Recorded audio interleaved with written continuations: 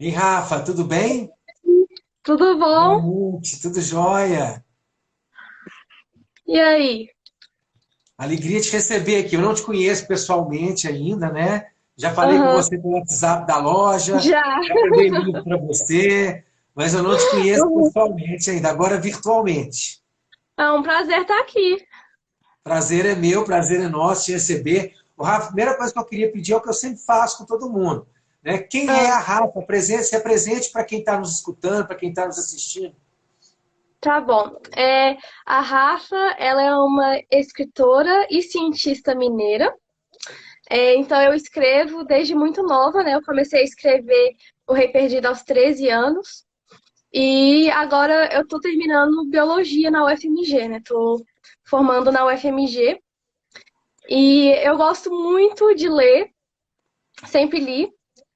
Muitos livros e meu avô é minha maior inspiração nesse âmbito da literatura, porque meu avô que sempre leu pra gente e ele também que me apoiou muito na escrita dos livros. Então, aí é um pouquinho de quem é a Rafa. Eu acompanho o seu Instagram, eu vejo que você posta sempre algumas resenhas de livros que você está lendo, Sim. né? Você Uhum. gosta muito, você gosta muito da literatura de fantasia, né? Sim. Inclusive o seu livro, você escreve, você tem uma escrita nessa linha, né? Da literatura de fantasia, não é isso?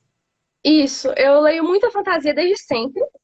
E querendo ou não, a gente escreve o que a gente está mais acostumado, né? Eu Sim. tenho esse. Como eu tenho muito tempo, né, que eu tô acostumada a ver essa criação de mundos, isso acabou saindo naturalmente para mim na hora de criar o meu próprio mundo. Então Sim. acaba que escrever fantasia para mim é muito mais fácil do que escrever qualquer outra coisa. E fala um pouquinho, Rafa, como que é, porque o, a literatura de fantasia ela tem uma coisa de que, eu não sei, eu percebo muito assim, não sei se eu estiver errado, você me corrija, mas o que eu percebo muito é que é um público mais jovem. Claro que tem um público também, que é um público mais velho, mas tem um público muito mais jovem que se interessa pela literatura da fantasia. Tirando aí, talvez o Tolkien, que tem um público maior aí, né? O Tolkien tem um público bem grande, né? Tem Uhum. fã-clubes, tem encontros, mas como que é escrever para um público mais jovem? Como que é? Quando você escreve, você pensa em atingir esse público e como que é isso? Então, eu sou jovem. Sim, Então, quando sim, eu tô claro, claro. escrevendo, eu penso em escrever algo que eu vou gostar. Então, acho que é bem Sim, mais fácil, porque aí eu não tenho que ficar pensando. Sei lá, acho que talvez se eu fosse mais velha e escrevendo para um público jovem, eu não sei, nunca tive essa experiência de ser mais velha e escrevendo para um público jovem. Mas talvez eu tivesse dificuldade. Mas como eu escrevo para o público que sou eu mesma, tipo, eu escrevo o que eu gosto de ler. Então para mim não é uma experiência tão difícil. Só é difícil quando, por exemplo, aconteceu comigo com o Rei Perdido. Rei Perdido é uma trilogia, então o Rei Perdido, Império Subterrâneo, Cálice Imortal. O Rei Perdido eu comecei a escrever com 13. O Cálice Imortal, eu publiquei ele, eu já estava com 21 anos. 22, na verdade. Foi em 2019 que eu publiquei. Então, de 13 para 22, e ainda mais quando a gente é adolescente, virando adulto, 10 anos faz muita diferença na nossa sim. maturidade. Então foi uma dificuldade que eu tive, que, por exemplo, no Rei Perdido muito mais voltado para o público de 13 e 15 anos. Enquanto eu vou escrevendo, eu percebo que eu quero colocar outras coisas na história, mas que se eu colocasse, talvez não ia ser tão aceito pelo público de 13 e 15 anos, que já fica uma literatura um pouco mais para o jovem adulto. Então eu tive que ter esse cuidado na hora de escrever o Império Subterrâneo. Mas aí agora para os outros livros de fantasia eu já não vejo que vai ter tanta essa dificuldade. Eu acho que eu vou conseguir aí adequar melhor a esse público que é da minha faixa etária mesmo. Sim. E eu vou fazer uma pergunta para você que eu já sei a resposta, porque eu acompanho o seu Instagram. Aham. Eu queria que você falasse um pouquinho como que é seu processo de escrita. Hum. Então, quando eu tenho a ideia, eu gosto de escrever toda a ideia que eu tive e meio que tentar organizar ela na ordem que ela vai aparecer no livro. E aí eu gosto de focar nos personagens, principalmente, que eu acho que uma história, para ser muito boa, ela tem que ter o desenvolvimento do personagem, né? A gente vê o personagem no início de um jeito e no final de outro. Então eu gosto muito de pensar o que que vai acontecer nessa linha do tempo do personagem. Então eu foco muito em caracterizar esse personagem, como que ele fala, como que ele veste, como que ele trabalha, e tentar pensar nesses detalhezinhos que eu acho que vai compor o personagem e que também vai ajudar a compor a história. Então, é meu principal foco na história é realmente desenvolver o personagem. Então, o meu processo de escrita é esse, sabe? Colocar todas as ideias no papel e desenvolver bem os personagens, que aí quando eu sento para escrever, as cenas saem naturalmente. Entendi. Eu queria que você falasse um pouquinho, Rafa, assim, fala um pouquinho de cada um dos seus livros pra gente. Eu vou pegar eles aqui para mostrar. Tá, claro. É, Então, olha, o primeiro livro é O Rei Perdido. É uma trilogia, né? Então, eles todos se passam no mesmo mundo, são os mesmos personagens, só que em cada um dos três está acontecendo uma situação diferente ali. Então, em O Rei Perdido, a gente vai ver um grupo de jovens missionários. Eles estão em busca de relíquias dos deuses para poder salvar o mundo de Jolebon, de um tirano, né? De um ditador que é até apelidado de Lorde Perverso, de tão mal que ele é. E o personagem principal desse livro é Raul e Laila. E no caso de Raul, ele é um menino que ele acabou de descobrir que esse mundo existe. Então ele vivia entre o nosso mundo e ele passa por um portal onde ele encontra esse outro mundo, que é o mundo de Jolebon. Então o que a gente vai ver no livro é ele descobrindo sobre esse mundo, enquanto ele e os outros jovens estão tentando encontrar esses objetos para tentar derrotar o Lorde. E aí, se eu der a história dos outros, eu acho que eu vou dar spoiler do primeiro. Então, mas assim, os outros são os mesmos personagens nesse mesmo mundo, tentando Aham. lidar com as consequências do que acontece no primeiro. Você tem esses três. Você já está escrevendo algum outro? Sim, eu tenho esses três livros. Eu também tenho conto publicado, poesia publicada. E eu tô trabalhando num outro livro que também é de fantasia. Ele tem uma inspiração no Quebra-Nozes, só que é um quebra-nozes distorcido. Que quando eu fui elaborar a história, eu tava pensando, e se o quebra-nozes, né, o boneco da Clara, que é um conto de Natal muito tradicional, né? Se esse Uhum. quebra-nozes, na verdade, ele não for um príncipe encantado, se ele for, na verdade, uma pessoa muito cruel. Então, eu tô trabalhando em cima desse plot twist do quebra-nozes para desenvolver essa história. E eu tenho também outras ideias, mas ainda não cheguei a pôr mão na massa nelas. E você, eu sei, eu vi uma postagem sua. Você gosta muito dos contos de fadas, né? Aham, sim. É. Para você, qual que é a grande importância dos contos de fadas, por exemplo, para você, que tem como referência na sua escrita ou até na sua formação como leitora? É, eu, quando eu era nova, meu avô sempre lia muitos contos de fadas. Não só meu avô, mas meus pais também.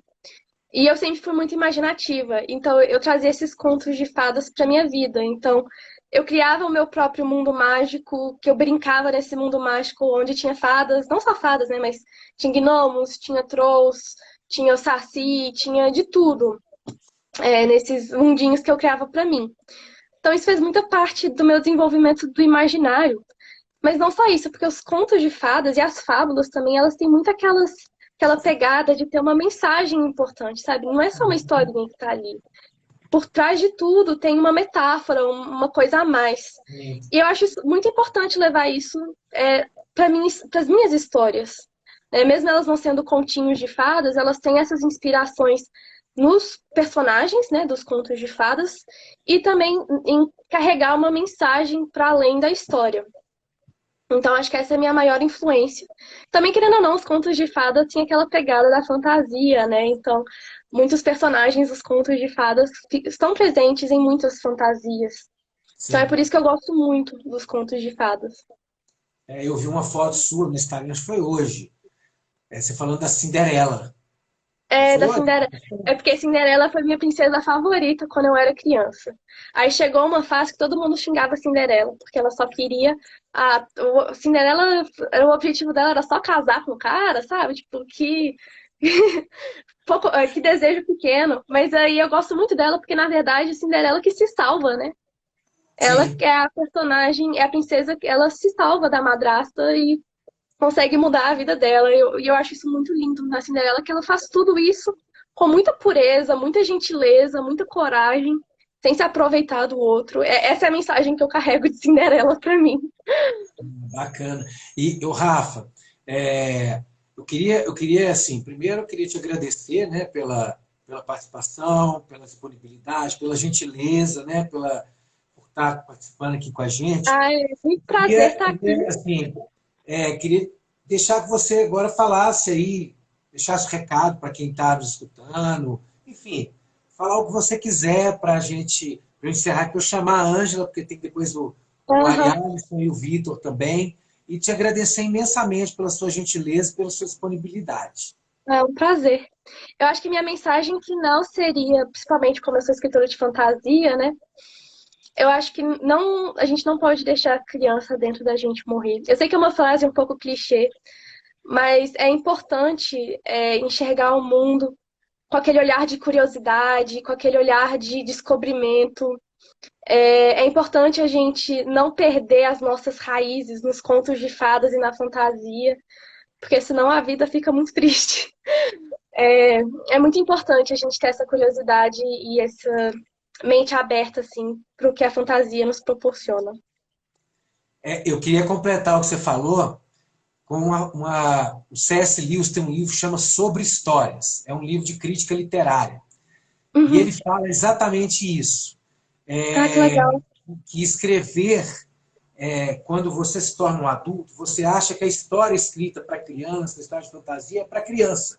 E que não. E não Que é. você tem que ter exatamente Exato. essa capacidade que você está dizendo aí. Eu recomendo a leitura, é um livro ótimo, é um livro de crítica literária que não parece crítica literária, é um livro gostoso a leitura. O C.S. Lewis tem uma escrita muito gostosa, né? Assim, Uhum. e ele escreveu as Crônicas de Nárnia, né? E assim, É, uma fantasia maravilhosa, né? Certamente você já deve ter sim. lido, você deve ter o livro Uhum. aí nas contas de Nárnia, já deve ter lido. Então, assim, Sim. só para complementar o que você falou, acho que trazendo essa fala, essa referência de C.S. Lewis, no livro dele chama Sobre Histórias. Então, eu quero te Sim. agradecer Boa recomendação, eu imensamente. não tinha lido ele. Leia, viu? Muito bom, viu, Uhum. Rafa? Muito bom. É Sobre Histórias C.S. Lewis. O livro é muito bom mesmo. Eu tenho ele, está emprestado, mas depois, quando tiver comigo, se você quiser, eu te empresto, tá bom? Só você falar e pegar Aham. lá na livraria comigo lá. Eu te empresto. Combinado. Tá bom? Obrigadão. Tchau, Obrigado, viu? obrigada. Eu que agradeço. Muito prazer estar aqui. Prazer foi Tchau. meu. Tchau, tchau. Bom, deixa eu ver aqui se eu consigo convidar a Ângela aqui agora. A Ângela não está presente aqui. Então, eu vou convidar aqui o Vitor. Escritor Vitor Alves.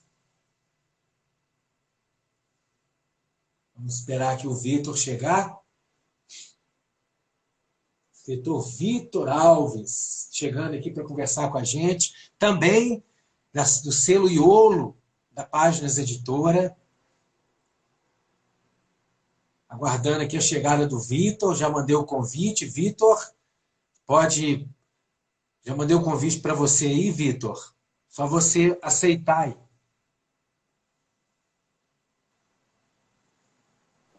Chegando o Vitor. Oi, Vitor, boa noite. Boa noite, tudo bem? Tudo bem? Beleza. Prazer em te receber aqui, viu? Prazer em te conhecer, mesmo que virtualmente. O prazer é todo meu. Falar sobre literatura é sempre muito bom, né? Sim, com certeza. Nada melhor do que isso. Né? Ô, Exatamente. Vitor, para a gente começar, eu sempre gosto de pedir para que a própria pessoa se apresente. Então, eu queria pedir que você se apresentasse para quem está nos assistindo. Quem é o Vitor? Tá certo. Então, meu nome é Vitor Alves, eu sou professor da área de automação e tenho essa paixão pela literatura que eu sempre carrego em paralelo. Então, sempre que eu tenho algum momento livre, eu gosto de fazer minhas leituras, gosto de pensar nas minhas histórias, escrever as minhas histórias e tenho também feito uma divulgação do meu trabalho, tanto como com a ideia, né, de divulgar os livros em si, quanto com a ideia de fazer uma divulgação maior da leitura em si, popularizar a leitura, principalmente entre os jovens, que a maioria dos meus livros aí tem essa pegada mais jovem. Então, resumindo, eu sou um professor que gosta também de trabalhar com a parte de escrita. Bacana isso, Vitor. Eu não sabia que você era professor de automação, porque são duas coisas opostas, né? E que bacana, porque provavelmente os seus alunos de automação, eu vou arriscar dizer que eles são de uma felicidade tremenda em ter você como professor. Por quê? Você dá aula numa área que é o oposto da literatura e gosta de literatura e provavelmente leva isso para os seus alunos, enriquecendo e muito o aprendizado deles na matéria específica que você trabalha, né? Então, assim, Isso.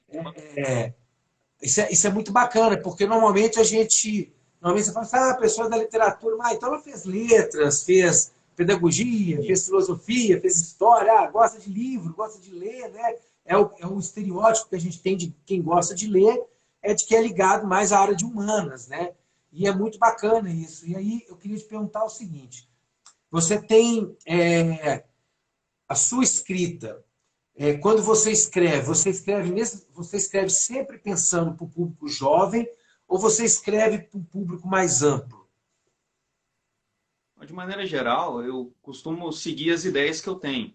Então, se aparecer uma ideia e ela é para um público mais maduro, eu gosto de acompanhar essa história, né? Ver onde que eu vou conseguir chegar com ela e depois escrever o livro. Agora, já aconteceu também, igual eu tenho o livro publicado pela Páginas, que é para um público mais jovem, uma literatura infanto-juvenil, que foi o que a ideia sugeriu no início. E no momento eu estou trabalhando, inclusive, com um livro para mais infantil um pouco. Não chega a ser um livro só infantil, mas vamos dizer assim, está no limiar entre o infantil e o infanto-juvenil. Então, normalmente a ideia é que me guia para o tipo de público que eu vou atender com aquela história. Então, eu não tenho essa questão de só uma linha. Eu gosto de diversificar. E você, quando você escreve, você acha que escrever para o público mais jovem é mais desafiador do que escrever para o público adulto? Eu acredito que seja um pouco sim, porque existem algumas cenas ou alguns diálogos que precisam ser podados em certa altura. Então, se eu vou tratar com um público mais jovem, dependendo do tipo de cena que eu quero colocar, eu vou ter que pensar melhor aquilo ali, né? Não vai encaixar para o que eu estou querendo. Ou até mesmo a questão do vocabulário, dependendo do tipo de palavra que eu for usar, não vai atender. É claro que a gente não pode cortar todas as palavras diferentes, porque a ideia é que os jovens aprendam com a leitura. Então, se ele se deparar com uma ou outra palavra desconhecida, é legal ele ir até o dicionário e pesquisar. Mas se eu começar a usar uma quantidade de palavras muito grandes que pode estar fora daquele vocabulário que ele já usa, isso vai dificultar a leitura. Então, acredito que seja algo interessante, claro, mas que a gente tem que tomar esses cuidados um pouco maiores na hora de pensar a forma que a gente entrega essa história para o público mais jovem. Vitor, você como professor e que escreve para o público jovem, público adulto, você acha que o público jovem está lendo muito, está lendo pouco? Você acha que, por exemplo, a sua geração, quando jovem, talvez tenha lido mais ou menos? Você acha que tem aí uma diferença? Como que você vê isso? Eu sempre fui esse leitor assíduo, de ler livro toda semana, sempre estou com algum ali do lado da cama para fazer a leitura. E acaba que, como na época que eu era esse jovem leitor, eu não tinha um contato tão grande com outras pessoas, era mais o pessoal da escola, eu não tinha essa visão de que a leitura era tão difundida. Hoje em dia, pelo contrário, quando a gente entra no Instagram, são vários os perfis que tratam apenas de literatura, são vários os escritores. Igual nós, depois que eu comecei a escrever, que eu entrei em contato pela primeira vez com pessoas que escrevem, eu conheci uma quantidade enorme de pessoas que têm essa mesma paixão, que publicam livros, contos. Então, eu tenho a impressão que agora o pessoal está dando um valor maior para essa questão da leitura e tem mais gente também para defender isso, popularizar mais a leitura, até mesmo porque a questão de publicação ficou muito mais fácil. Mais Sim. recentemente, a gente tem possibilidade do e-book, por exemplo, que diminui bastante os custos com o livro final. Enfim, é uma série de facilidades. Então, acho que agora a coisa está, vamos dizer assim, engrenando, né? A gente está tendo um público maior atualmente. Sim. Eu queria que você falasse um pouquinho dos seus livros que você tem publicado para o público jovem, se você puder mostrar, falar um pouquinho. Claro, eu estou com eles aqui, inclusive. O primeiro livro para o público mais jovem foi o Esquadrão do Fim do Mundo. Esse daí está disponível na livraria Páginas também. E ele é uma mistura de ficção científica com fantasia. Igual a Rafaela falou, eu também gosto bastante de fantasia, já tive, inclusive, a oportunidade de ler o livro dela, recomendo, né? O pessoal que puder ler vai gostar bastante. Mas aqui no Esquadrão do Fim do Mundo, a gente tem uma dualidade entre a questão da fantasia e da ficção científica. Eu trabalho com elementos desses dois gêneros, trabalhando com a ideia de raças diferentes. Então, nós temos os humanos que desenvolvem a tecnologia e os Vraharis que trabalham com essa parte mais da fantasia. E a questão do livro, o grande conflito, é que os humanos, depois que ocuparam uma região que era originalmente dos Vraharis, tiveram um problema com os caçadores, que são criaturas que vêm dizimando as cidades e mergulhando o mundo em uma grande onda de destruição. E esse mundo, inclusive, é um mundo fictício, que eu criei toda uma questão de mapa, de estrutura, política, todo voltado para o livro. Então, o grande conflito dos humanos é vencer essas criaturas. E a ideia é que esse esquadrão tenha a capacidade, né, de, dentro do contexto ali da história, fazer o que for necessário para eliminar esse mal. E o outro livro, que também é mais para o público jovem, é a continuação do Esquadrão, que é o Herdeiro dos Deuses. Então, é uma duologia, ela já está prontinha, né? Eu finalizei a história com 2 livros, e o público já tem a oportunidade de fazer a leitura e ver como que o Esquadrão do Fim do Mundo vai lidar com um problema ainda maior do que os caçadores que apareceu no final do primeiro livro. Aí, para, né, não estragar a surpresa, eu não vou entrar em mais detalhes. Mas, Não, assim, tranquilo. Se não dá spoiler aí fica... A Rafa está escrevendo aqui, ó. É um mundo incrível. Eu queria aproveitar e te perguntar, assim, quais são os autores que você acha que mais te influenciou e que influencia na sua escrita? eu leio bastante coisa, sabe? Eu gosto bastante da fantasia, mas eu sempre que posso estou procurando um tipo de leitura diferente. Ultimamente eu tenho entrado bastante na questão dos clássicos. E com relação a essa motivação, eu tenho vários autores de fantasia, como é o caso de uma autora italiana, chama Alicia Troisi. Ela não é tão famosa, mas ela escreveu As Crônicas do Mundo Emerso, que é uma trilogia que eu achei impressionante, serviu de referência. Eu li também na época, né, há algum tempo, na verdade, o Harry Potter, os 7 volumes da série. Isso também influencia a questão das criações. E eu acabo trazendo muitas coisas voltadas para outros sentidos, não só dentro da literatura. Eu acabo pegando uma inspiração em um jogo de videogame que me marcou mais, um desenho animado, né? Aqueles animes japoneses que me marcaram mais também. Eu acabo pegando uma ideia, inclusive tem um que foi fundamental para dar essa inspiração do Esquadrão. Mas eu procuro sempre ler autores da fantasia. Igual tem um autor brasileiro que eu gosto bastante também, que é o Leonel Caldela. Ele me inspira bastante porque a literatura dele envolve essa questão de fantasia e ela é um pouco mais madura, ela é um pouco mais crua. E é interessante ver esses mundos de fantasia que normalmente são voltados para o público mais jovem, com uma pegada um pouco mais adulta mesmo. Qual o caso do Martin, né, que escreveu a Guerra dos Tronos, apesar de que eu ainda não tive a oportunidade de fazer a leitura, mas ele também já tem essa pegada mais madura. E isso eu acho interessante. Apesar de que tem esses livros voltados para um público mais jovem. Mas eu tenho planos, né, de um dia escrever uma fantasia mais madura também, trazer esses elementos do nosso cotidiano, esses dilemas mais maduros para dentro dessa fantasia. Eu acho que fica muito interessante também. A Leida está colocando aqui, esse universo da fantasia é instigante mesmo. Você citou aí A Guerra dos Tronos, eu li todos os livros. Assim... Eu li os livros, são livros grandes, né? E eu me lembro quando eu li, assim, eu fiquei tão assim, foi uma imersão tão grande nas obras que eu tive, que eu acho que, assim, os 4 livros, eu li os 4, eu acho que 1 mês e meio. E são livros muito grandes, né? Eu não conseguia parar de ler.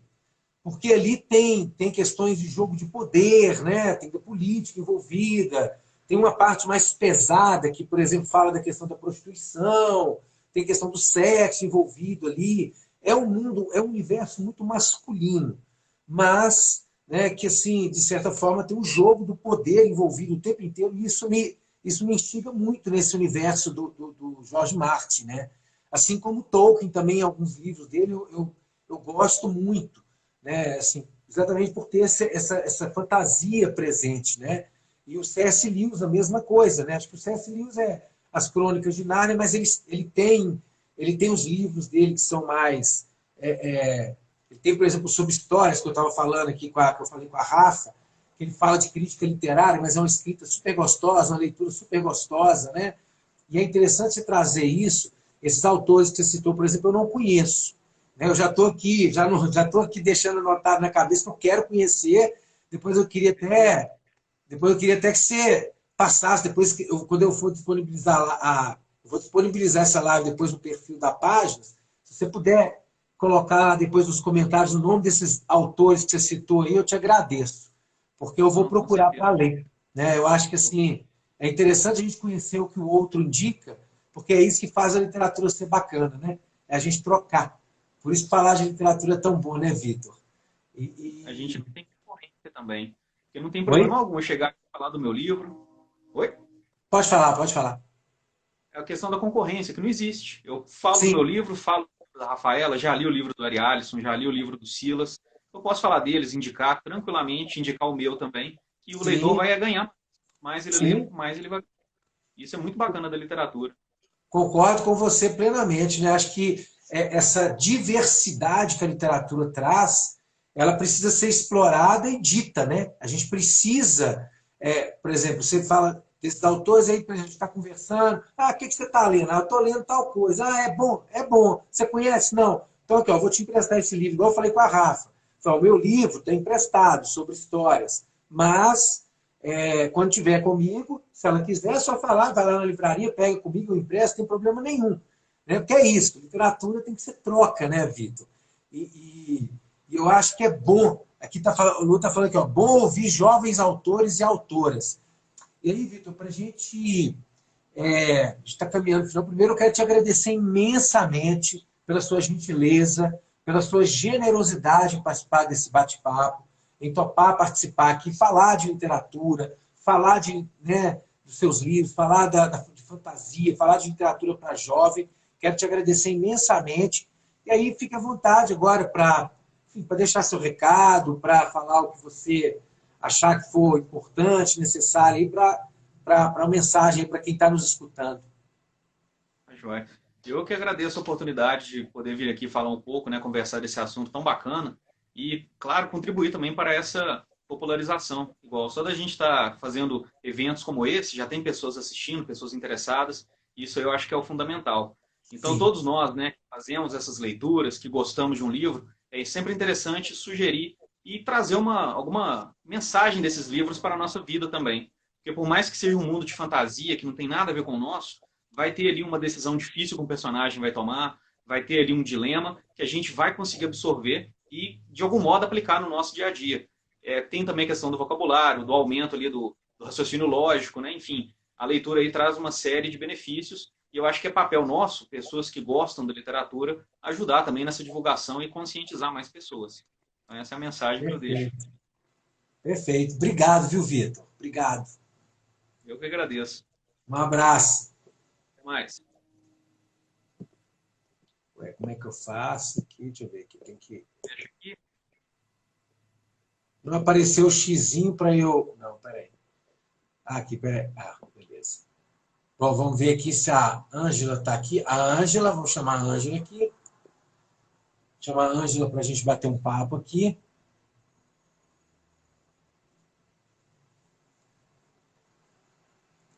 Aguardar a chegada da Ângela para a gente conversar um pouquinho. Ei, Ângela! Tudo bom? Boa noite. Boa noite, tudo bem? Eu estava no computador, por isso que Ah, tá. O computador não tem como. Infelizmente, então, ainda não dá para entrar pelo computador. Seria bem melhor, eu concordo. Eu adoraria se pudesse ser pelo computador, que eu acho que é bem melhor. grande, né? A gente fica Exatamente. Ângela, seja bem-vinda. Obrigado por aceitar o convite. Né? Primeiro, eu queria pedir para que você dissesse, contasse para quem está nos assistindo, quem é a Ângela? Olha, meu nome é Ângela Maria Leite Xavier. Para assinar, eu assinei Ângela Leite Xavier, porque eu não poderia tirar esse Leite, que é de um avô meu, que é um contador de causos. Então, como eu também sou contadora de história e de causos, esse nome não podia sair. Xavier é o nome da família. Então, eu fiquei com Ângela Leite Xavier. Tirei o Maria, porque o nome grande, Maria, não dá, né? E eu sempre li muito. Família lia, dava livro de presente. E eu sou canceriana. Canceriana escreve diário. Entendeu? Eu sempre escrevi diários. E um dia eu descobri que, de repente, o que eu estava escrevendo poderia interessar a outras pessoas. Entende? Então, eu mudei para Ouro Preto, que para mim foi uma coisa que transformou a minha vida, porque eu sou natural de Pará de Minas. Mas Ouro Preto é uma cidade que preservou. Isso, para mim, é fundamental, você preservar a sua origem, a sua história. Aquela casa do bisavô está ali. Aquela casa do século XVIII está ali. É uma coisa mágica. Eu fiquei encantada a primeira vez que eu vim em Ouro Preto. Falei, gente, eu tenho que morar nessa cidade. E Ouro Preto me deu muito, porque eu vim dar aula de história, imagina que privilégio, dar aula de história em Ouro Preto, para alunas do magistério. E o magistério é um curso que estuda a história local. Eu tive que ler tudo quanto é livro de história de Minas, para poder tirar o que era especificamente de Ouro Preto, entendeu? Mas, ao mesmo tempo, a escola não tinha mais curso de arte, sabe? Aí eu tinha que me virar com as meninas.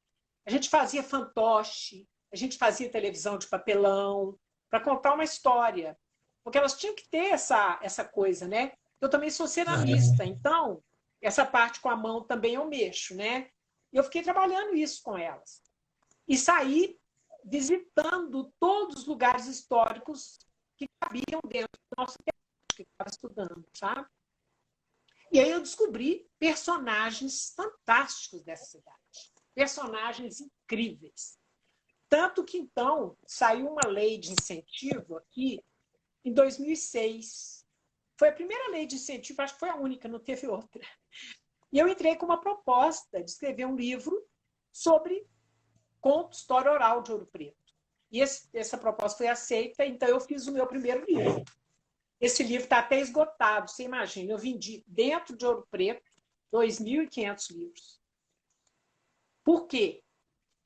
Porque até então eu tinha visto livros escritos sobre lenda, assim, tem um caso de uma assombração que aparece em tal lugar. Mas umas coisas meio soltas. Como eu sou professora de história, eu peguei a história contada de uma forma gostosa, igual contador de história conta, dando tanto valor à lenda e ao episódio extraordinário, quanto ao fato histórico. Porque só o fato histórico é muito chato, né? Sim. Mas tem um episódio, por exemplo, Tiradentes. Tudo bem, Tiradentes foi esse cara, tal, todo mundo conhece. Mas a cabeça dele ficou aqui na praça principal, foi colocada ali. Durante a noite ela desapareceu. Nunca mais foi encontrada e as pessoas vivem procurando essa cabeça. Tem um monte de histórias sobre onde é que está a cabeça do Tiradentes. Então, eu fiquei dando o mesmo valor ao fato histórico documentado quanto ao fato extraordinário. Então, esse livro todo mundo ama. Eu estou agora trabalhando arduamente para atualizar ele, fazer a terceira edição. Sabe? Esse ano ainda eu devo fazer a terceira edição. Então, acontece que uma escritora de Carandaí leu esse livro meu, Tesouros, Fantasmas e Lendas. Escreveu uma história, que ela é escritora infanto-juvenil. Eu nunca tinha escrito assim. Eu já tinha inventado algumas histórias para os meus meninos quando eles eram crianças. Nunca publiquei. É até uma coisa que eu, de repente, vou olhar e vale a pena, talvez. Mas ela escreveu uma história baseada no que ela leu aqui no meu livro. Aí me mandou, eu falei, que bacana essa história sua, Márcia Pasqualini. Eu falei, mas o negócio é o seguinte, você está falando de um monte de personagem, nem todo mundo sabe quem são essas pessoas que você está citando no livro. Eu falei, eu gostaria que você fizesse para mim a biografia dos fantasmas. Eu fiz a biografia dos fantasmas, entendeu? Que maravilha! Isso foi em 2009. Aí eu falei, pomba, se essa mulher que mora lá do outro lado, que não é em Ouro Preto, lendo meu livro, ela escreveu um infanto juvenil, eu vou fazer um infanto juvenil. E comecei a escrever em 2009. Porque eu fazia excursão com as alunas do magistério, a gente andava a cidade inteira, íamos em lugares muito... Até, tem um lugar aqui que chama Morro da Queimada, que preservam umas ruínas de casas da época dos bandeirantes. Então, a gente ia lá ver, e tem um moinho, tem a estrutura de um moinho, igual esses moinhos de Portugal, de vento, ali venta muito. Você vê as nascentes do Rio Doce, do Rio das Velhas, que estão ali. É um lugar bacanérrimo para você fazer uma excursão. Aí eu peguei e falei, não, vou escrever uma história. E aí saiu esse livro, tal, que entrou agora para a biblioteca. A prefeitura. Né? Para o kit literário Isso da Prefeitura de Belo Horizonte. Por quê? Eu peguei as alunas e mandei para o Morro da Queimada. A menina caiu no sarilho, e lá no sarilho ela tropeça numa coisa, quando ela põe a luzinha do celular, um esqueleto. Ela levou um susto, mas tinha uma coisa brilhando no pescoço do esqueleto, que ela puxou aquilo, e na hora que saiu, que ela foi olhar, era uma chave de ouro. Uma chave de ouro? E Ouro Preto é cheio de tesouro escondido. Aí ela vai juntar com um amigo dela, Pedro, e o Pedro também tem um mistério, que ele falou, não, já que você contou o seu segredo para mim, eu vou te contar o meu. Aí o segredo do Pedro, alguém vai ter que ler, não vou contar tudo, não. É cheio de segredos, sabe? Cheio de segredos e mistérios. E ele, assim, o pessoal tem amado. Estão querendo até fazer visita a Ouro Preto, seguindo o roteiro dos lugares onde o pessoal vai, sabe? Bem legal. Ângela, é muito bacana isso tudo que você está contando, porque, por exemplo, seu livro agora chega ao kit da Prefeitura de Belo Horizonte para os alunos do ano 3, né? Que é a antiga segunda série, né? Antiga segunda série, hoje é o ano 3. Né? Que como mudou as nomenclaturas, né? É o ano 3. O ano 3 são crianças de 8 anos, 8, 9 anos. Tá. Né? Porque, na verdade, é um antigo segundo ano. O ano 3 é o antigo segundo ano do ensino, por exemplo, que eu fiz. Do grupo eu fiz primeira, segunda, terceira, quarta série, quinta, sexta, sétima, oitava, primeira, segunda e terceira. Na época da minha mãe já era diferente, meu pai já era diferente. É o Fundamental 3, né? É o ano 3. Né? Eu acho uma coisa horrorosa, enfim. A Leila está falando aqui, Fundamental 3, 10, 11 anos. Né? Então, assim, o que eu acho interessante quando você fala da história, é que a história contada só por ela própria, dos fatos, ela se torna chata, mas quando você acrescenta algumas coisas que a literatura proporciona, essa licença poética, né, que a literatura nos proporciona, é muito mais prazeroso, né? A Leila está falando que não é o ano 3, é Fundamental 3. Bom, 10, 11 anos, então é quinto ano. É o quinto ano. É o fundamental, é o ensino fundamental, já é o fundamental 1, quinto ano. Porque o fundamental 2 é a partir do sexto. É porque na prefeitura são ciclos, né? Então é o terceiro ciclo. Quinto, sexto, sétimo, oitavo é o terceiro ciclo. Prefeitura é diferente aqui. Mas quando você está... 10, 11 anos. 10, 11 anos. Tá bem adequado para essa idade. Sim. E quando você traz essa história, né? Que você traz... você pega a história, começa a colocar algumas questões da literatura, que é essa licença poética que a literatura nos permite, né? Fica muito mais gostoso. Eu dei aula de história. Né? Eu dei aula de história durante muito tempo e eu fazia exatamente isso que eu estou falando. Né? Eu sempre trazia essa licença poética para contar a história. É muito mais prazeroso, o aprendizado se torna muito mais lúdico, né? E a literatura, quando o seu livro, que, né, quando você diz assim, tem pessoas querendo fazer excursão e tudo mais, eu acho que cumprindo uma função que é uma função que a literatura acho que tem, que é exatamente despertar essa fantasia, né? Olha, deixa eu ir lá para ver se isso é verdade. Deixa eu ver como é que é isso. Se eu fizer isso, eu vou achar essa chave. Né? Não, e sabe o que eu falo? Por exemplo, o guia turístico, ele chega e fala assim, essa igreja foi construída na época tal, o artista tal. Tá. Só que eu sei um caos que aconteceu lá dentro, porque tem um túnel que passa ali de baixo e que escutaram umas vozes, entendeu? Então, de repente, a cidade fica viva. Ela não é só uma casa antiga do século XVIII. Ali dentro aconteceu uma coisa. Então, você olha para ela, você vê, não, ali um sujeito entrou lá e achou uma bolsa cheia de barra de ouro. É verdade. Isso saiu até no jornal. Eu tenho a página do O Cruzeiro, quando eu estava fazendo o meu livro, me deram a página do O Cruzeiro com a reportagem do sujeito que achou uma bolsa antiga no paredão de pedra cheia de barra de ouro. Então, assim, as casas elas não ficam mais estáticas e mortas, paradas no século XVIII, não. Elas estão vivas. E os assombrações todos estão lá. Sim. Por isso que eu falo, que eu nunca vi. O pessoal me pergunta se eu já vi assombração. Eu falei que não. Eu sou amiga deles, eu estou divulgando as coisas deles. Eu sou, sabe? Eu não deixo que eles caiam no esquecimento. E depois eu não vou num lugar assombrado de noite. Não vou. Eu sei que lá tem assombração. Acho que eu sou doida. Olha, eu sou do seu time, viu, Ângela? Porque eu também sou amigo das assombrações.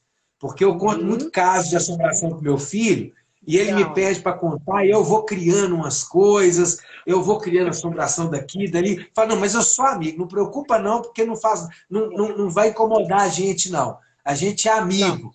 Né? Então, Ângela, desse jeito. Para você, quando você escreveu, né, A Chave de Ouro, você escreveu pensando já nesse público jovem?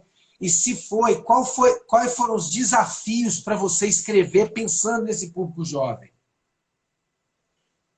Eu pensei no público jovem, sim, e como eu também assisti toda a série do Harry Potter, eu tenho neta de 15 anos, tenho neta de 11 anos, então eu convivo e me dou super bem com as crianças, sabe? Até melhor do que com adulto.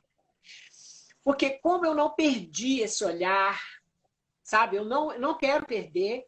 Às vezes alguém quer me levar para a realidade, eu não quero saber de muita realidade, não. Deixa eu ver a poesia que tem na coisa, senão eu perco a condição de escrever.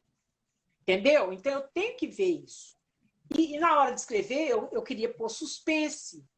Agora, a Luana, minha filha, me ajudou muito.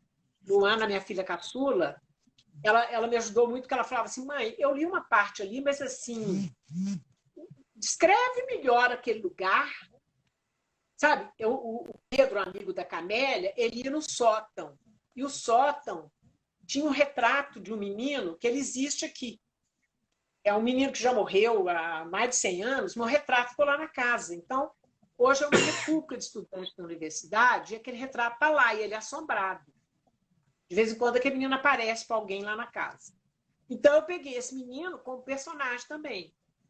Então, o Pedro, ele vai no sótão, e aí ele já de cara encontrou o menino do retrato, sabe? Aí que o Ana me dava umas dicas assim, mãe, descreve primeiro aquele sótão, porque na minha cabeça eu estou vendo o sótão. Então, assim, alguém tem que te dar um toque. Não, peraí, ela não está vendo o sótão que eu estou vendo. Então, eu tenho que descrever ele, o que tem lá naquele sótão. Na hora que ele entrou, ele viu o quê? Uma mesa velha, ele estava procurando coisa para fazer papagaio, uma cordinha. Então, eu vou descrevendo os objetos. Então, assim, sabe, quando eu estou escrevendo, eu gosto de mostrar para os meus filhos, é igual um outro livro que eu escrevi, porque eu morei 1 ano no Peru, sabe? Quando eu era jovem. E a história que eu vivi lá ficou engastalhada aqui na minha garganta. Eu tinha que contar, senão eu não conseguia fazer nada na minha vida. Então, eu comecei a escrever antes de publicar Tesouros, Fantasmas e Lendas, sabe? Eu comecei a escrever. Escrevi páginas e páginas. E aí, eu mostrava também para os meninos. Inventei vários romances, porque, na verdade, esse livro ele saiu em 2011. Chama Olhos de Estrela. Porque Olhos de Estrela como que aqueles papitos lá do Peru me chamavam, sabe? Chascanhaui, olhos de estrela. Então, eu falei, eu vi tudo isso com olhos de estrela. Então, eles falavam comigo, Ângela, mãe, você não está falando assim, você criou um romance, né? Eu criei um romance dentro da história, para contar a história de alguém que foi preso político, uma coisa assim. Aí, a história não é fictícia, é história verdadeira, não necessariamente acontecida comigo. Mas tudo que eu vi e que aconteceu comigo, eu juntei tudo isso nesse livro. Aí os meninos chamavam a atenção, peraí, um romance de uma semana? Sabe, eu precisava contar mais alguma coisa. Aí eu fiquei, tá, então vou imaginar como que eles se conheceram, algumas aventuras que viveram juntos. Então, assim, sabe, eu gosto de mostrar para alguém de fora, porque para mim, quando eu estou escrevendo, é tão óbvio o cenário, o fato, que aquilo já está pronto dentro de mim. Mas a outra pessoa, não, eu tenho que descrever para ela, não é? E eu acho muito legal, sabe, esse compartilhar, e a pessoa fala, não, peraí, quem é essa pessoa? Eu não entendi muito bem quem é, então eu tenho que descrever melhor, né? Então, eu trabalho desse jeito, tá? Maravilha. Ângela, a gente está chegando ao final. Já tenho... também, tá? Sim, Sou bem memorialista também. Em 2018, eu fiz um livro com 3 primas. Nós somos de 3 gerações diferentes de Pará de Minas. E esse livro foi um livro escrito sobre as memórias que cada uma tinha da cidade. Uma com 80 anos, eu com 70, a outra prima com 60. Então, nós temos totalmente diferente. E a maneira de escrever também. Porque a Tita, ela é poeta. Tudo que ela escreve é um poema. Eu sou contadora de causos. E Malu é cronista. Então, até dá para você pegar um livro desse e trabalhar português, literatura, analisando os textos, entendeu? E é bem legal. Foi um trabalho bem bacana trabalhar conjunto assim também.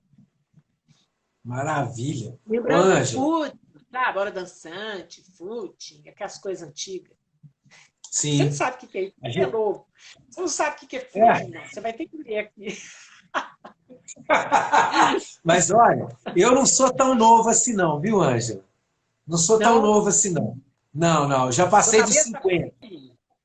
Seu cabelo eu já passei dos 50. Então, 50, já não sou eu cheguei à conclusão que é muito novo. Se você me visse foto minha de 50 anos, eu estava uma mocinha. Novinha.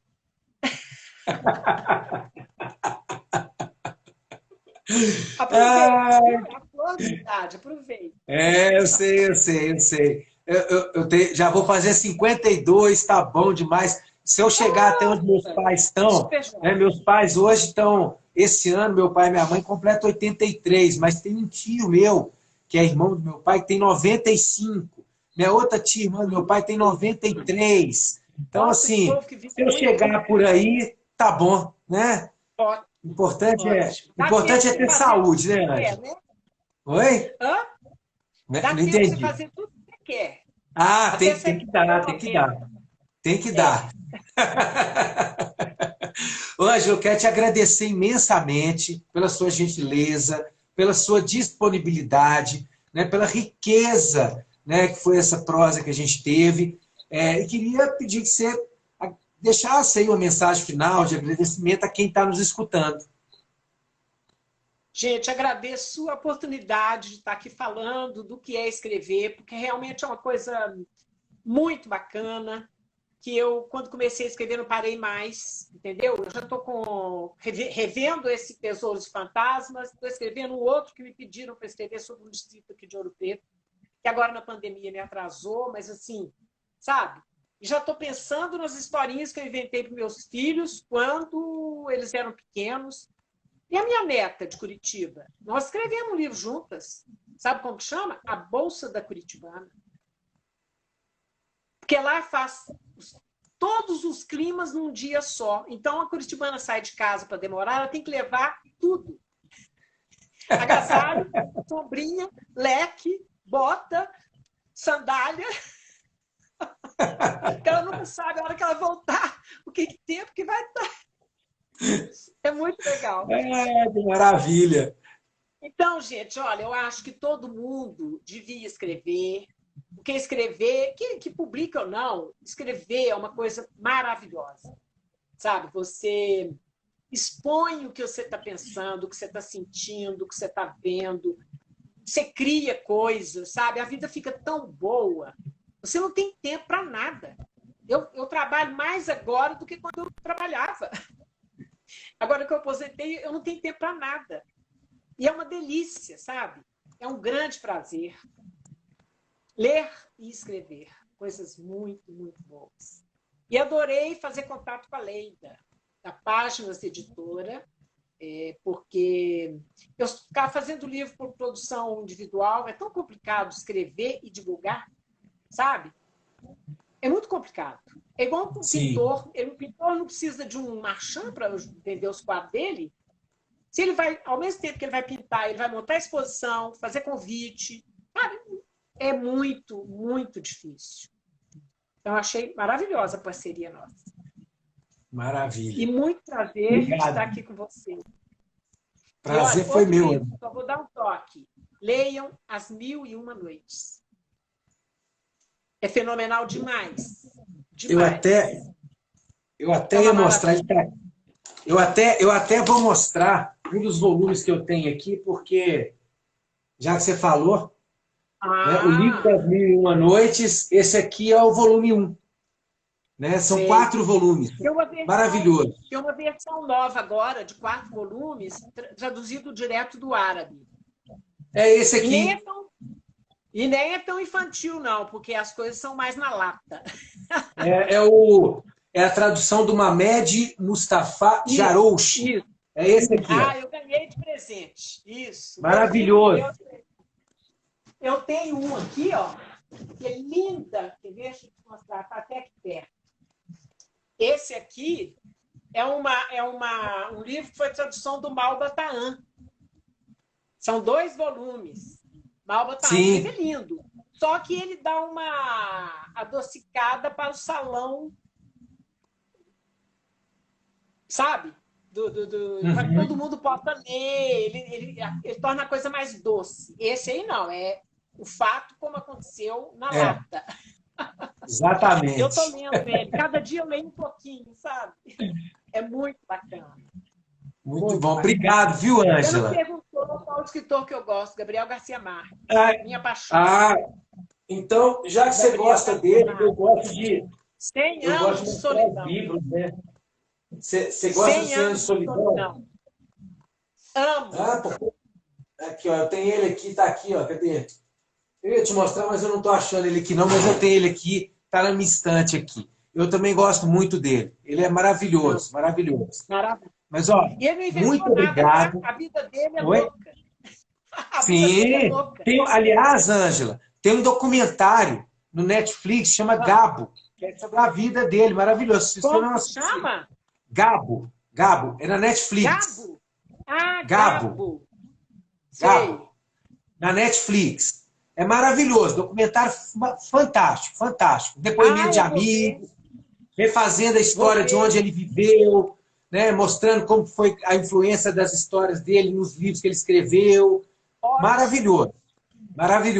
Vou ver. Obrigada pela dica. Muito bacana. Obrigado você. Um abraço, obrigado. Um abraço para você também. Muito prazer. Prazer foi meu. Tchau. Tchau. Bom, vou chamar aqui o Ari Alisson. Cadê você, Ari Alisson? Está aqui, já te achei. Para a gente fazer nosso bate-papo aqui, para encerrar a nossa live.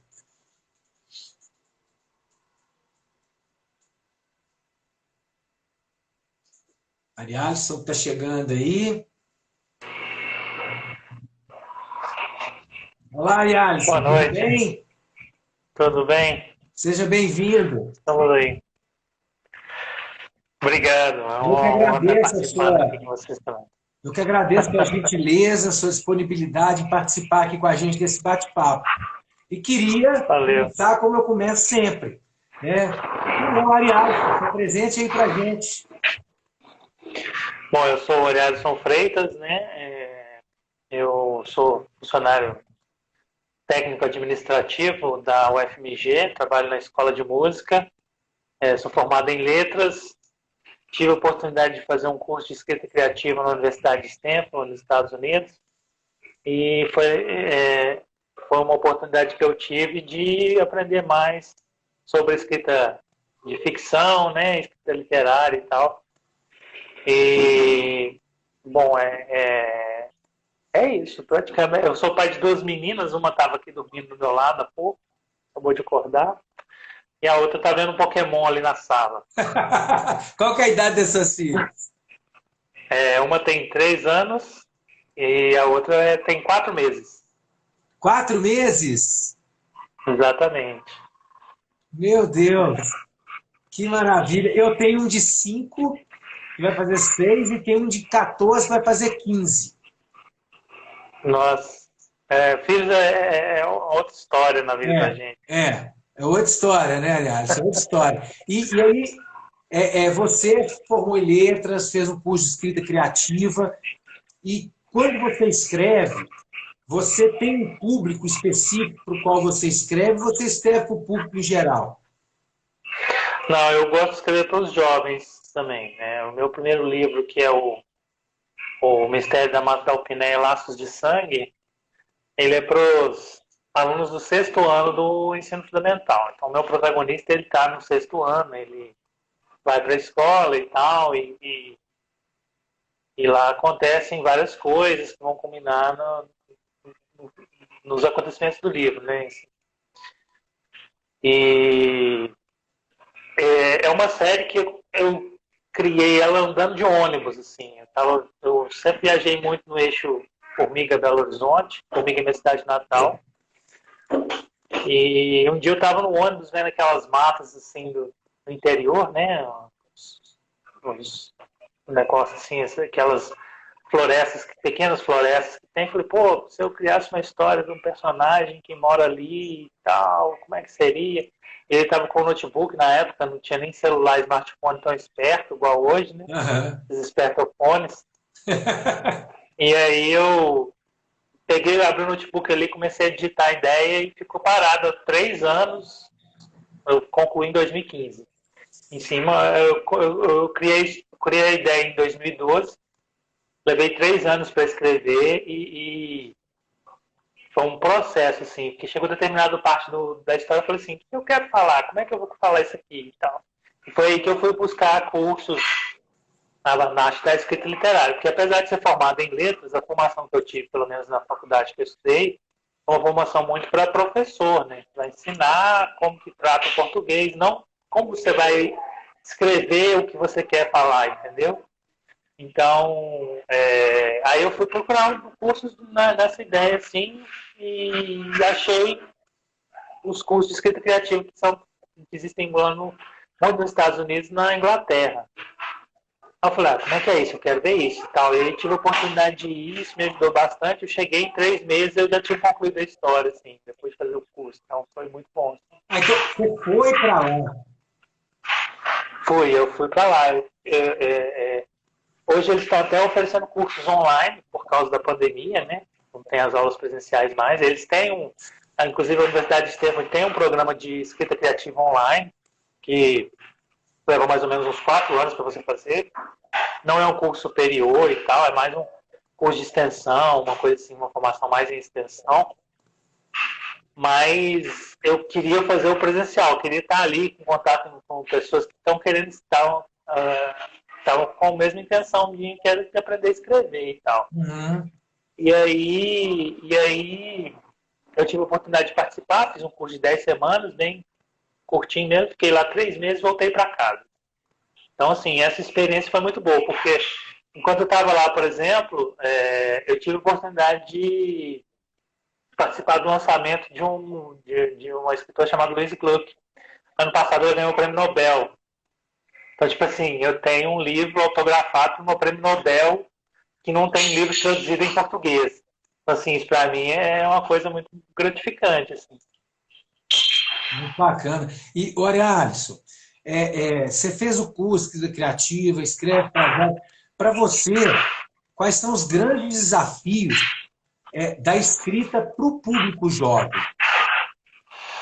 Mas é uma questão do cerceamento mesmo, né? Que você não pode falar tudo que você pensa. Às vezes você tem que dar uma freada, colocar umas palavras mais de acesso jovem. Não significa que você tem que escrever errado. Quando eu comecei a escrever, eu pus um personagem lá que ele falava tudo errado. Eu mandei para minha revisora e ela falou assim, olha, não estou te podando não, mas eu acho que como você está escrevendo para jovem, é importante que você escreva as palavras corretamente, ainda que você queira passar que ele fala errado, porque as pessoas vão ler e vão aprender a escrever como que você está escrevendo ali. Então, eu acho que ele devia falar corretamente. Aí ela corrigiu todas as coisas erradas que eu tinha escrito propositalmente, assim. E isso foi muito gratificante para mim, porque eu não sou daqueles caras que escreve o livro e depois relê 200 vezes para fazer, não. Eu gosto de mandar para o revisor ou para o editor, falar, ó, poda aí.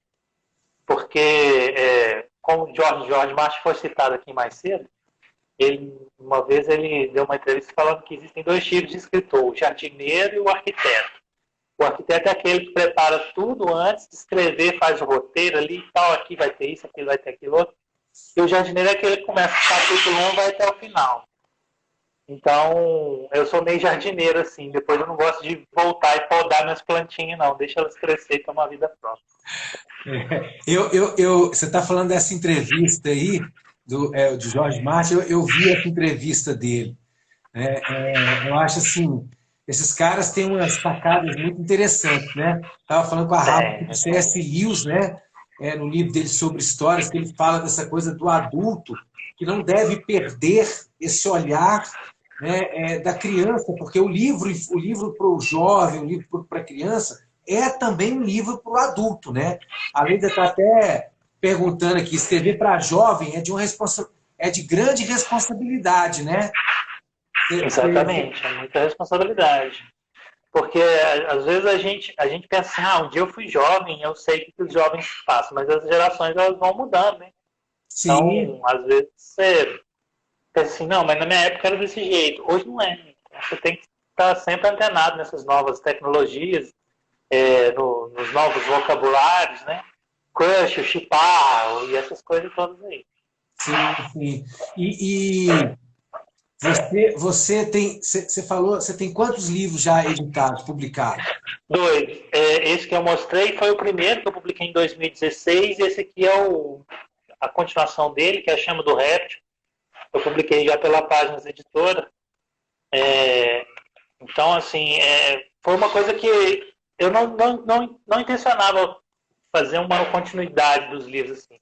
Só que como foi o meu primeiro, eu pensei assim, poxa, eu podia ter falado daquilo, eu podia ter feito mais uma outra coisa e tal. E eu vi que os meus personagens, eles tinham alguma coisa para... Eles estavam dentro de mim pedindo uma continuidade, assim. E aí eu sentei e escrevi esse livro em 3 meses. Eu só levei 3 anos para escrever o primeiro, o segundo foi escrito em 3 meses. E eu trabalho muito folclore brasileiro. Então, o meu personagem, isso é um spoiler danado, mas eu gosto de falar em todos os bate-papos que eu participo. Meu personagem é um saci. E aí ele vai ter contato com outros tipos de criatura, né? Outras criaturas mágicas, e vai tentar se misturar aos humanos para buscar o conhecimento na escola e tudo. Então, mais ou menos por aí. Eu bebo muito dessa fonte do folclore brasileiro. Eu cresci lendo histórias do Tolkien, da J.K. Rowling, né, do C.S. Lewis com ogros, trolls, toda aquela coisa de fantasia europeia, né? Então eu falo assim, hoje, o que tem de criatura mágica no Brasil? Tem o Saci, tem a Mula Sem Cabeça, tem o Boitatá, Curupira, o meu livro tem um Curupira também. O Curupira é tipo um mestrezinho do Saci. Então, assim... Pode falar. O Curupira é um personagem muito importante na minha história. E o primeiro livro eu trabalho com essas duas. No terceiro já tem outra criatura. E eu pretendo ir explorando isso para uma série de 4 livros. O terceiro já está quase finalizado. E eu estou tendo uma questão porque é uma coisa que o Saci usa cachimbo, né? O Saci fuma. Mas o meu Saci é uma criança de 10 anos. Então, como é que eu vou pôr o Saci fumando cachimbo com uma criança de 10 anos? Então, estou tendo cuidado com isso, que é uma coisa que a gente tem que pensar, né? Vou estimular as pessoas a fumar cachimbo com 10 anos? Não, não é por aí não. Então, estou achando uma outra forma de que ele utilize o cachimbo sem ter a necessidade de usar o fumo. Porque é uma característica do Saci, né? Ter o cachimbo. Sim. Primeiro eu queria te mostrar uma coisa. Você falou do Saci. Eu queria te mostrar, vê se você consegue ler aí, ó. Associação Brasileira dos Amigos do Saci. Que legal. Vou ter que entrar para essa aí. Eu queria te falar, a Lei escreveu aqui, eu ia te falar exatamente, tem uma série na Netflix. Estreou sexta-feira, eu não tive tempo de ver. É Cidade Invisível. Ô, Ariadne, eu vou te falar uma coisa. Eu assisti, assim, são 7 episódios. Eu assisti tudo de uma vez. É fantástica. Fantástica. Eu tô louco para ver essa série já, porque eu vi o trailer há uns 2 semanas atrás. Ele saiu sexta-feira. Sim. Então, o fim de semana aqui com as crianças foi tão corrido que eu não tive tempo de sentar e ver. Mas olha, eu vou passar esse canal aí já. Assista. Eu conversando com um amigo meu que está morando em Portugal, ele tem um livro que chama Curupira. Né? Ele reescreve Curupira com uma versão mais moderna. Exatamente, mais ou menos. Ele é bem antes dessa série. E, assim, uma das melhores séries que eu vi dos últimos tempos. É fantástica, fantástica.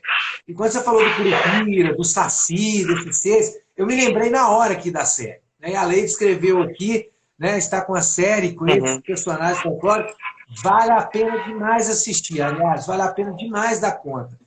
E eu queria te perguntar o seguinte... Fica a dica para quem está vendo aí também, né? Assistir essa série, com certeza ter um outro olhar sobre os nossos personagens folclóricos, né? Sim. Os meus livros trabalham muito isso, mais voltado para os jovens, né? Para os jovens ter aquela ideia, porque, tipo assim, a gente cresceu com Sítio do Pica-Pau Amarelo, né? O que é o Sítio do Pica-Pau Amarelo? Lá tem o Saci, tem o porco que fala, né? A boneca que fala e tal. Mas é uma coisa muito infantilizada, porque é para um público bem mais jovem mesmo. E tem outros livros aí que já foram publicados que você vê o Saci tacando um raio de fogo no estilo Dragon Ball Z. Então,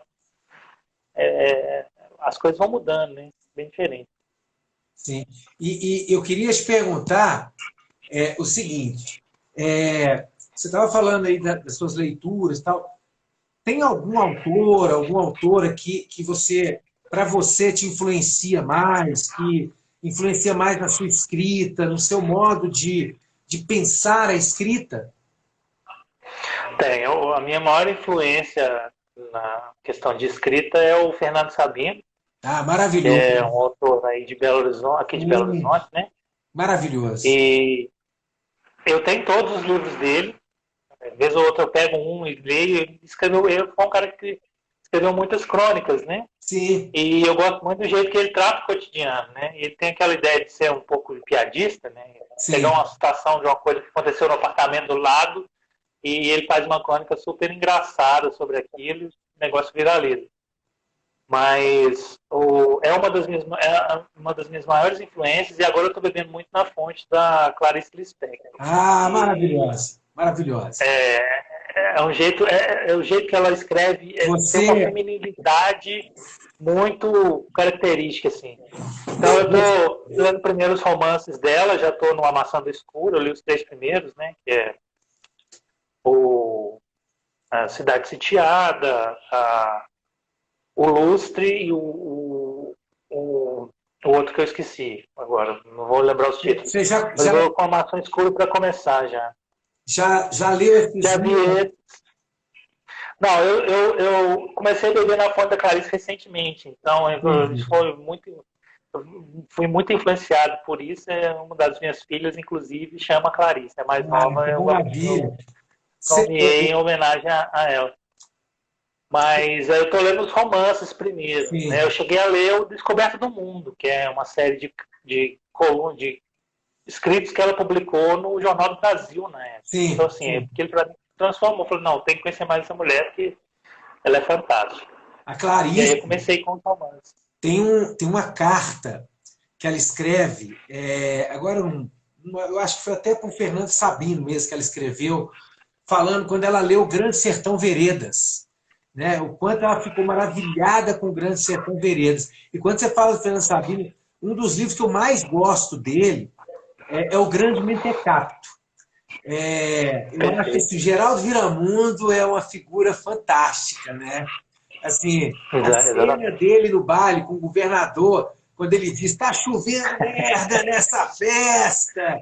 Aquilo é muito bom, é muito bom, né, aliás? Isso é muito bom. E a adaptação para o cinema do Grande Mentecapto, que tem o Diogo Vilela fazendo Geraldo Viramundo, eu cheguei a ver também. Eu acho fantástica também, né? Então, assim, ela não foge muito do livro, né? Não foge, exatamente.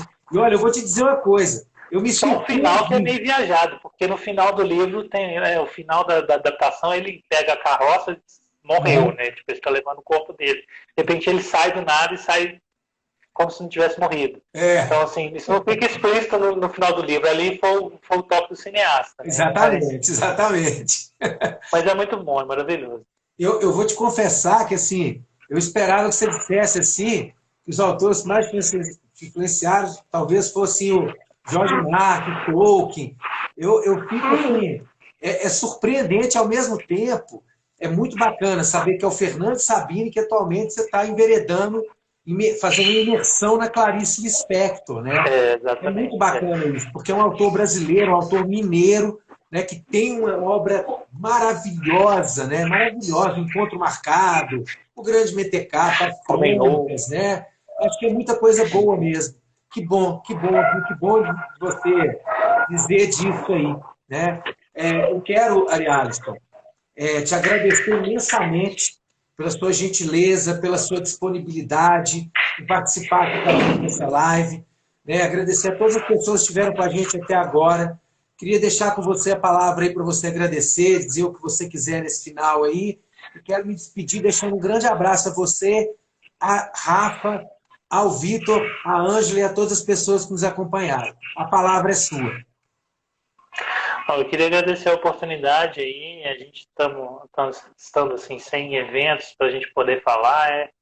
As lives têm sido uma ótima oportunidade, né, para divulgar nosso trabalho e conversar um pouco sobre literatura também, né? Sim. Então, queria falar que quem gosta de ler, um dia vai acabar escrevendo alguma coisa. Eu tenho isso para mim, assim. O bom escritor é aquele, antes de tudo, ele é um bom leitor.